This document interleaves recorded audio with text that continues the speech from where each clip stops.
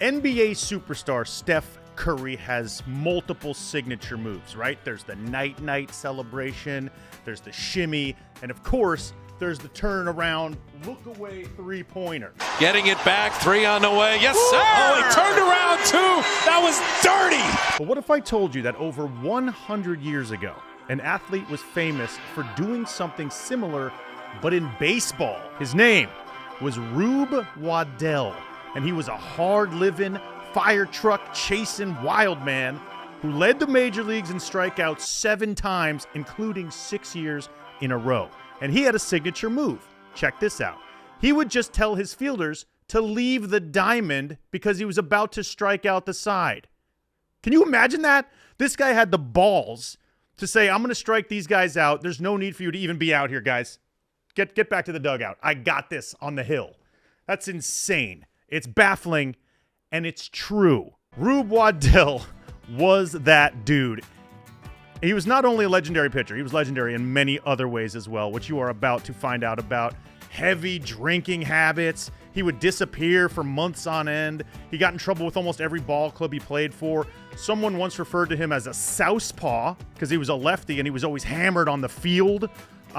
Look, RUBE WADDELL is largely considered to be one of the most talented and controversial players in baseball history until his bad habits caught up with him and it all came crashing down. Welcome to Big Dirty Sports Legends. From Big Dirty and Cloud 10 Media, this is Big Dirty Sports Legends, a podcast that dives into the hardest living, craziest, and most out loud athletes of their time.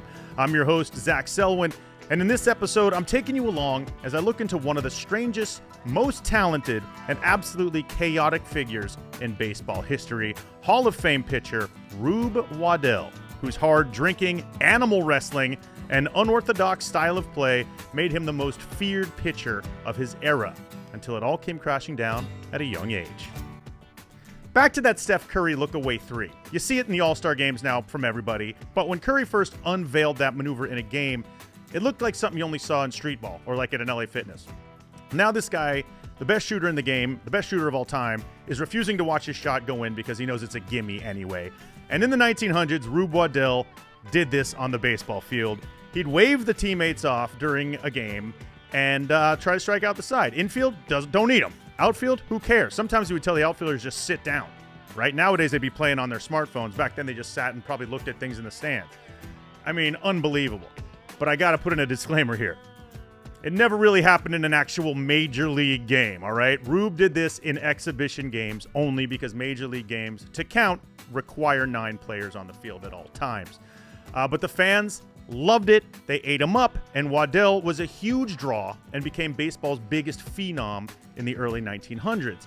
But if you think this wave the infielders and outfielders off the field was his craziest antic, you're dead wrong. Not even close, because this guy was as eccentric and insane as there ever was. Let's start at the beginning. George Edward RUBE WADDELL was born in 1876, the son of a Pennsylvania oil field worker. The story goes that he was just fascinated by things from a young age. As a toddler, he wandered off and found a body of water, like a creek, and 3 days later, his dad found him there just staring into the water, gazing at it, fascinated, strange. He hated school. He had no formal education. He always questioned authority.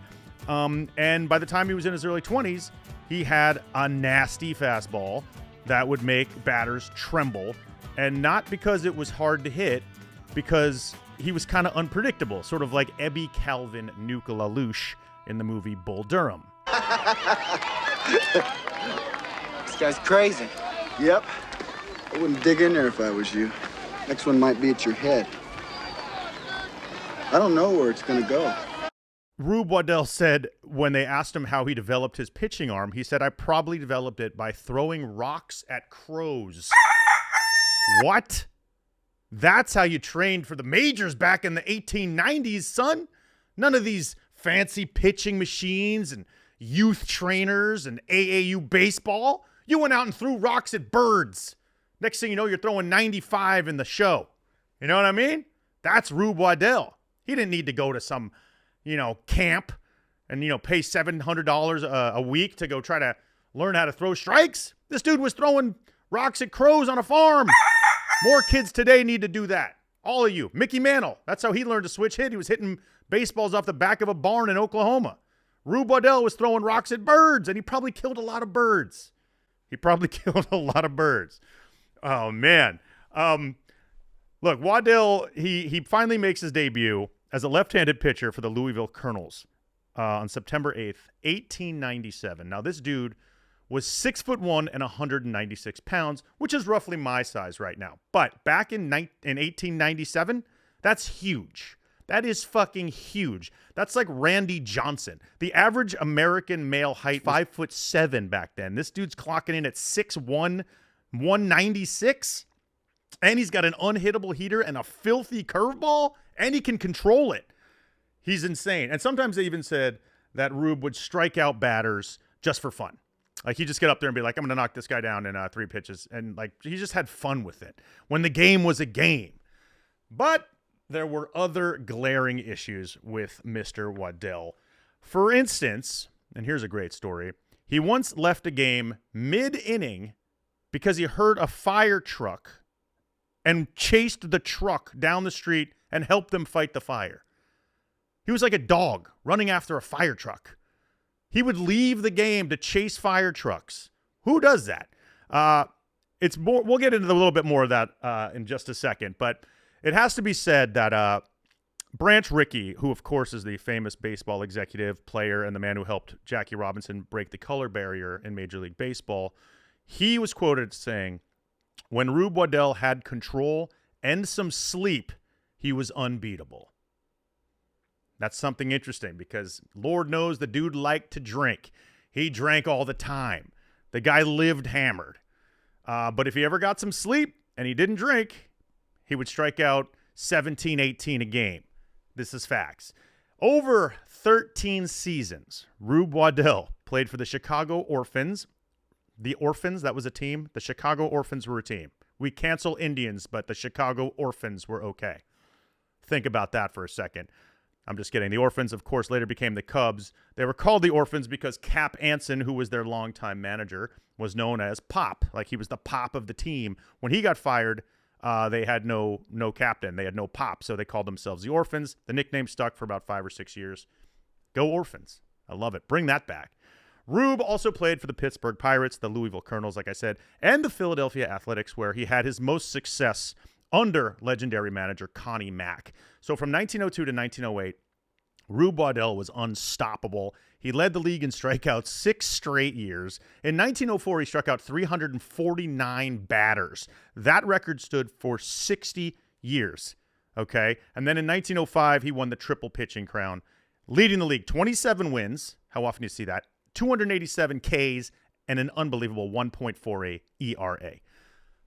Still, didn't matter. His behavior was eccentric, to put it mildly. Historians have even speculated that there is an argument that Rube Waddell could have been on the spectrum a little bit, the autism spectrum. Maybe he had ADD. Those things, of course, were not diagnosed back then. But things would just start happening. Rube would disappear for days at a time with no explanation. He would miss a start. Then they'd find him fishing somewhere. Sometimes he'd miss a start because he'd be off hunting or just playing marbles with local kids in the street, right? Like, something was off with Rube here. Once he disappeared from spring training, and then 4 days later, they found him leading a parade down the streets of Jacksonville, Florida. Like, what is this guy doing? He's also, like I said, known to bolt from the pitcher's mound to chase a fire truck en route to a fire to help battle the blaze. Can you imagine a guy like Carlos Rodon doing that today? That ain't going to happen. Although sometimes I wish it would happen the way he pitches lately. Let's talk about that fire truck story. He had a thing for fire trucks.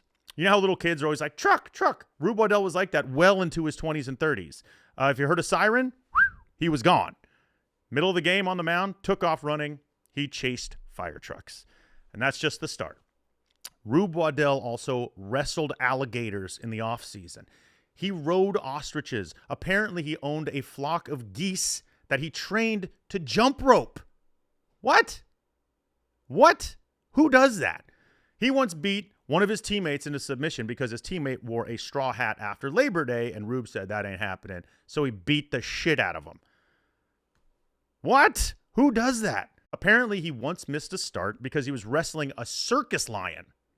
And he was also easily distracted by things in the crowd. Opposing teams would bring shiny objects, which he would be fascinated with, like he was being hypnotized or something, right? Other teams knew he loved puppies. For some reason, he loved puppies.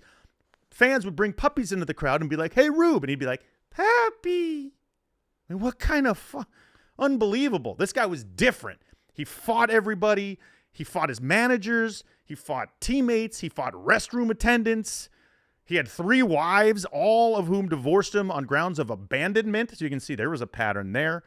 And, sometimes on the field, he didn't care. He would do cartwheels and backflips. He was like Ozzie Smith, on the mound. But everyone loved this guy, and he backed it up with his performance. So it didn't matter. There's also another great story. If Rube was late for a game, he liked to come in through the grandstands and make a grand entrance kind of thing. And on his way down to the dugout, he'd be grabbing hot dogs from fans, slamming beers with other fans. And then he would change out of his street clothes in the stands and flash the crowd. This guy was like in the Savannah Bananas before the Savannah Bananas were a thing. You know what I mean? Here's another story. One time Rube saved a man's life. One of his fellow teammates got hit in the head with a foul ball, and he picked him up, ran him out to the street, flagged down a carriage, got to the hospital, and he stayed by him. Guy lived. So he had a heart of gold, but sometimes he just got a little distracted. This is my favorite. According to baseball historian Lee Allen, in the American League story, Waddell began the 1903 season sleeping in a firehouse in Camden, New Jersey, and ended it tending bar in a saloon in Wheeling, West Virginia. In between those events, he won 22 games for the Philadelphia Athletics, toured the nation as an actor in a melodrama called The Stain of Guilt, played left end for the Businessmen's Rugby Football Club of Grand Rapids, Michigan, courted, married, and separated May Wynn Skinner from Lynn, Massachusetts, saved a woman from drowning, accidentally shot a friend through the hand, and was bitten by a lion. How's that for your season? I mean, this was before clauses in contracts, obviously. Nowadays, they won't even let you play pickup basketball if you got $1 million contract. Tariq Skubal, you know what he did this offseason? He went to Cancun and got manicures. My man Rube was out wrestling gators and lions. You know what I mean? Today's players are soft, man. I want to see Shohei Ohtani wrestle a lion this offseason, or else he's bullshit to me. Also, it's very widely known in those days, ball players had to share rooms and oftentimes share one bed in a hotel room while traveling. The money wasn't what it is now. Rube's roommate would complain so much about Rube eating animal crackers and peanuts in bed because he got them all over the place and it made it hard to sleep. And that would ruin his day the next day because he couldn't sleep and Rube couldn't sleep either. So he'd be tired the next day. So a no crackers clause was added to Rube's contract. I mean, that's like putting your toddler in timeout. That's what was going on with my man Rube. And, when you look at him, his drinking was a problem. He was a raging alcoholic for much of his life and reportedly spent his entire first signing bonus on a massive drinking binge. Money well spent, in my opinion. He asked to be paid his year's salary of $2,200 in $1 bills because he knew he was so impulsive with cash, he would spend it all in one place unless it was separated into small bills. And once in a while, he would even say, "Listen, I know we got a doubleheader today. Let me pitch both games, and then I'll take like a week off." And the coach would let him do it. And guess what? Like most great big dirty sports legends, he did spend some time in jail in 1905. For this, he was throwing flat irons at each of his in-laws. Now, some people might say that's not a crime. I'm just saying. He did do some time for throwing flat irons at his in-laws. Ouch. Man, Rube Waddell, what a rebel, a nonconformist. But obviously he was in tune with that moniker, Rube. That's a nickname given to him because he had this country bumpkin sort of appearance. No one's really saying Rube anymore, but in those days it was considered to be equivalent with like a hayseed, a yokel, a fool, like a farmer. Daffy Duck used to say it in Looney Tunes cartoons. The smell of it. Gad, that cubish. What a Rube. The legendary Connie Mack, who managed Rube Waddell for 6 years, and once saw him pitch a 20-inning shutout game against Cy Young, said that Rube had the greatest arm he had ever seen. And hey, he was paid for it. At one point, he was baseball's most bankable star. The Athletics attendance doubled when they picked him up. He had things named after him: cigars, soap, liquor. I would love to get a handle of like old Rube Waddell's moonshine whiskey. Yee! I bet you that shit'll fucking put some hair on your chest. Other teams would show up to see him play in rival towns. It's kind of like when you live in a place like Portland, they start advertising the other players who are coming in, like, see Steph Curry and the Warriors, see LeBron James and the Lakers. That's what they did with Rube. And he was baseball's biggest drawing card from 1900 to 1910. And the career numbers, impressive. Like I said, 7 strikeout crowns. He finished with a lifetime ERA of 2.16. He had 4 straight 20-win seasons, 193 wins, 143 losses, 50 shutouts. He even had 5 saves, struck out 2,300 batters. And this is crazy. In 1902, he won 24 games for the Philadelphia Athletics, but he didn't pitch for them until June 26th, at which point he had already won 12 previous games with Los Angeles in the Pacific Coast League. So technically, he won 36 games in a season. That's facts. And he won 10 of those games in 1 month, in the month of July. Nobody has even come close to doing that. Nowadays, you're lucky to get 3 starts in the month of July. Unbelievable. In 1904, he struck out 349 batters. That record stood until Sandy Koufax came around and shattered it in 1965.